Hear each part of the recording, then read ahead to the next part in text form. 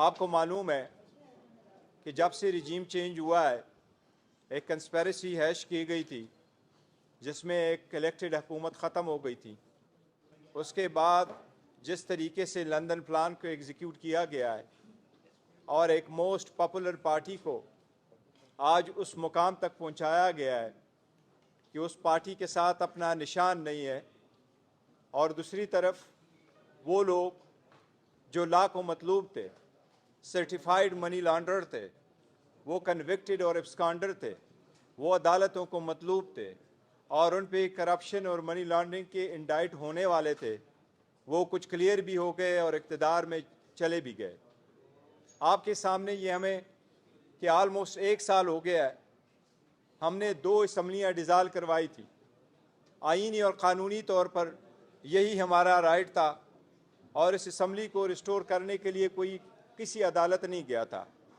Ever since हम request करते रहे कि free, fair and transparent election हो इस मुल्क में, यही आईनी तकाज़ा है और यही इस मुल्क का मुकद्दर है। उसके लिए हम 3 मरतबा सुप्रीम कोर्ट में पिटीशन फाइल कर चुके थे और 7 मरतबा हम हाई कोर्टों में जा चुके थे। सुप्रीम कोर्ट ने एक डेट भी दी थी और सदर पाकिस्तान ने भी एक डेट दे दी थी, उस पर अमल दरामद नहीं हुआ। इतना अरसा उसको रखा गया, इलेक्शन पोस्टपोन होते गए, वन प्रीटेक्स्ट और दूसरे प्रीटेक्स्ट पे, यहाँ तक कि इलेक्शन कमीशन को जिसकी ज़िम्मेदारी ये है कि free and fair transparent election करवा ले, इलेक्शन कमीशन वो अपनी ज़िम्मेदारी सही और अहसन तरीके से नहीं निभा चुका था। इसमें इलेक्शन कमीशन ने फाइनली जो सुप्रीम कोर्ट के इंटरवेंशन से डेट दी है और सुप्रीम कोर्ट ने वो डेट सदर पाकिस्तान और इलेक्शन कमीशन ऑफ पाकिस्तान के दस्तखतों से जो डॉक्यूमेंट अदलिया के सामने मौजूद है उसके मुताबिक 8 फरवरी को इलेक्शन होने हैं।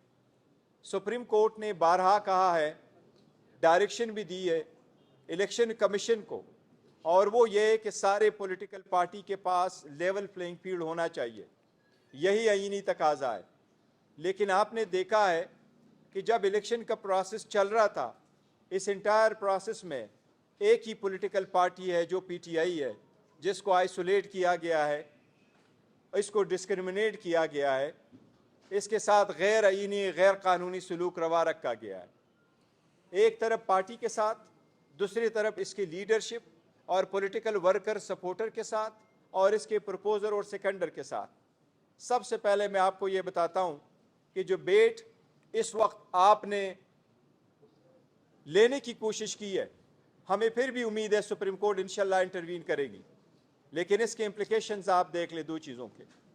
अगर आप बेट का निशान विथहोल्ड करेंगे तो 227 रिजर्व सीटें जो पॉलिटिकल पार्टीज़ के पास जाती हैं, उसमें से 70 रिजर्व सीट नेशनल असम्बली की है और बाकी प्रोविंशियल असम्बलीज़ की है। उसमें से अगर आप किसी पॉलिटिकल पार्टी को निकालेंगे तो इनका बहुत बड़ा रोल होता है चीफ मिनिस्टर, प्राइम मिनिस्टर के इलेक्शन में, प्रेसिडेंट के इलेक्शन में, स्पीकर, डिप्टी स्पीकर के इलेक्शन में। और अगर आप एक पॉलिटिकल पार्टी से उसका सिंबल लेते हैं और आप इलेक्शन को सब इंडिपेंडेंट कैंडिडेटों के तौर पे आप लड़ाते हैं तो आप करप्शन की बुनियाद रखते हैं। इस मुल्क में करप्शन अगर मज़ीद चलेगी और होगा तो इकानमी मज़ीद डूब जाएगी। इसलिए ये क्रिटिकल इलेक्शन है इस स्टेज पे जो होने जा रहे हैं, और हमारी ये दरख्वास्त है सुप्रीम कोर्ट से कि बल्ले के केस को फ़ौरन लिया जाए और इसके लिए बेंच कंस्टिट्यूट किया जाए और इसको जल्द से जल्द उस पर फैसला हो। सुप्रीम कोर्ट के अहकामात के मुताबिक इलेक्शन होने थे। इलेक्शन में हमारा एक पहला पॉइंट ये था जिसके लिए हम अप्रैल में भी गए थे हाई कोर्ट, कि जितने भी आरओज़ है आप इनको अदलिया से ले लें बजाय इसके कि आरओज़ हुकूमत के नुमाइंदगान हो। वो अप्रैल वाला इलेक्शन तो नहीं हो सका, लेकिन इस इलेक्शन में भी कोर्ट ने डायरेक्शन दी और सुप्रीम कोर्ट ने बजा दी कि अगर यही आरओज़ इलेक्शन कराते हैं तो इलेक्शन डिले नहीं होने चाहिए। बट हमारी इस्तदा यही थी कि अगर यही आरओज़ भी इलेक्शन कराते हैं तो election free, fair and transparent और सबके साथ मसावी सलूक हो। लेकिन ऐसा बिल्कुल नहीं हुआ है। आपने देखा है आरओ के दफातर के बाहर अगर जितने भी प्रपोजर सेकेंडर आए पहली फुर्सत में, पहली स्टेज पे हमारे लोगों को अंदर जाने नहीं दिया गया। वो फुल फ्लेज में अपने नॉमिनेशन पेपर फाइल नहीं कर सके, और जो नॉमिनेशन पेपर फाइल कर चुके उनके स्क्रूटनी के दौरान उनके प्रपोजर सिकंडर टाइम पे कोर्ट में नहीं पहुंच सके, बल्कि ओपनली उनको रोका गया, मारा गया और जदोकोब किया गया, वहां से रुस्खत कराया गया। बट आरओज ने कोई ऑर्डर उस पर नहीं किया। इसके सिलसिले में हमारा ये एक दरख्वास्त हम करते रहे इलेक्शन कमीशन को। सुप्रीम कोर्ट के सामने भी हमने उसका एक एप्लीकेशन गुजारी है कंटेम्प्ट की, कि सुप्रीम कोर्ट ने जो ऑर्डर दे दिया था, और सुप्रीम कोर्ट का ये कहना था कि सबको लेवल प्लेइंग फील्ड मिलनी चाहिए, जो नहीं हो सकी उस पर इकदाम होने चाहिए। अब उसमें सुप्रीम कोर्ट ने रिपोर्ट मंगवाई है, पर हम उम्मीद करते हैं इंशाअल्लाह ताला कि उस पर कोई न कोई सुप्रीम कोर्ट ऑर्डर करेगी और इंसाफ पर अहम करेगी।